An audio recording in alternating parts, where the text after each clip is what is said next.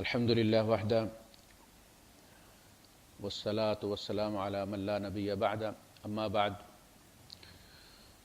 اعمال صالحہ ہمارے زیر درس ہیں، اس میں جیسا کہ عرض کیا تھا کہ ہم صرف نماز روزے کو، ذکر اذکار کو، قرآن کی تلاوت کو اعمال صالحہ سمجھتے ہیں، جبکہ ایک مومن کی زندگی کا ہر شعبہ جو ہے وہ اعمال صالحہ سے تعلق رکھتا ہے۔ وہ یا صالح ہوگا یا فاسد ہوگا، پھر یا اس میں صلاح ہوگی یا اس میں فساد ہوگا۔ تو اس میں نے عرض کیا تھا کہ بندے کے 3 جنم ہوتے ہیں۔ پہلے وہ بیٹے کی حیثیت سے پیدا ہوتا ہے اور وہ اس کا سارا ٹائم اس کے ماں باپ کا ہوتا ہے، اس کی ساری کمائی اس کے ماں باپ کی ہوتی ہے، اس کی ساری وفاداریاں اس کے ماں باپ سے وابستہ ہوتی ہیں۔ پھر ایسا ہوتا ہے کہ اس کی شادی ہو جاتی، اب ٹائم بھی وہی ہے، کمائی بھی وہی ہے، تو اسی میں سے تقسیم ہوگی۔ جس طرح صوبوں میں تقسیم ہوتے ہیں وسائل، اسی طرح اب وہی وقت ہے، اتنے ہی 24 گھنٹے۔ شادی کرنے سے 48 گھنٹے نہیں ہو جاتے کہ اللہ پاک کہتا ہے اب اس کے پاس ایک نئی عورت آ گئی ہے، نیا جاب آ گیا ہے تو لہٰذا میں ٹائم زیادہ کر دوں۔ نہیں، وہی 24 گھنٹے انہی میں تقسیم ہوگی۔ جو ماں بچے کو یا بیٹے کو یہ تقسیم نہیں کرنے دے گی، وسائل تقسیم نہیں کرے گی، وقت تقسیم نہیں کرے گی، یہی تقاضا کرے گی وہ پہلے کی طرح 24 گھنٹے مجھے دے، تو اس کو شادی کرانی نہیں چاہیے بچے کو۔ بڑی ٹھیک ٹھاک بات، اور اگر کرانی ہے تو یہ ذہن میں رکھ کے کرانی ہے کہ یہ تقسیم لازماً ہوگی، یہ محبت تقسیم ہوگی۔ پہلے ساری محبت ماں کے لیے تھی، اب ایک نئی مخلوق آ گئی ہے، ایک نیا دروازہ کھلا ہے، ایک نئی چاشنی آئی ہے۔ دیکھیں نا، آم، انگور، سیب، آلو بخارا، یہ سارے میٹھے ہیں، لیکن کہ اپنے اپنی مٹھاس ہے۔ ماں کے رشتے کی اپنی مٹھاس ہے، لیکن ماں بیوی والا میٹھا نہیں ڈال سکتی، ورنہ اس کے لیے کوشش کرنی چاہیے۔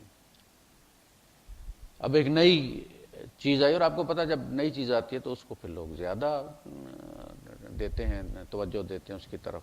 جو پہلے والی فریج بھرا ہوا وہ فریج بھرا ہوا رہتا ہے۔ اسی طریقے سے 4 دن پہلے بندہ بیوی کو زیادہ ٹائم دیتا ہے، ماں کو خفقی چڑھنا شروع ہو جاتی ہے کہ وہ میری جو 20-25 سال کی تپسیا تھی وہ گئی، ختم ہو گئی، اب مجھ سے محبت نہیں رہی، اب پہلے صرف مجھ سے مشورہ ہوتا تھا، اب بیوی کے ساتھ گوشے ہوتے ہیں، تو وہ ایک ٹینشن کریٹ ہونا شروع ہو جاتی ہے کہ اس نے بیٹا چھین لیا مجھ سے۔ حالانکہ ماں اگر 1-2 سال صبر کر دے تھوڑا سا تو وہ نارمل ہو جائے گا۔ پہلے معاملہ ہے نا، کوئی ایسی ہستی آئی ہے جو اسے جی کر کے بلاتی ہے، پہلے جب تک بیوی نہیں ہوتی کتے کی طرح بندہ ہوتا ہے۔ صحیح بات اگر آپ کو بتائی جائے تو گھر میں اس کی یہی اوقات ہو، کسی کو نہیں ہوتا کدھر گیا، کوئی اس کی فکر ہی نہیں کرتا۔ لیکن جب بیوی آتی ہے وہ بار بار فون کرتی ہے، کدھر گئے ہیں، کہاں گئے ہیں، کب جا جائیں، کھانا کھانا ہے، فلاں کرنا ہے، ڈینگ کرنا ہے، اسے وہ مجھے کوئی آپ کہہ کے بھی بلاتا ہے نا، کوئی آپ کہتا ہے اس کو شادی سے پہلے۔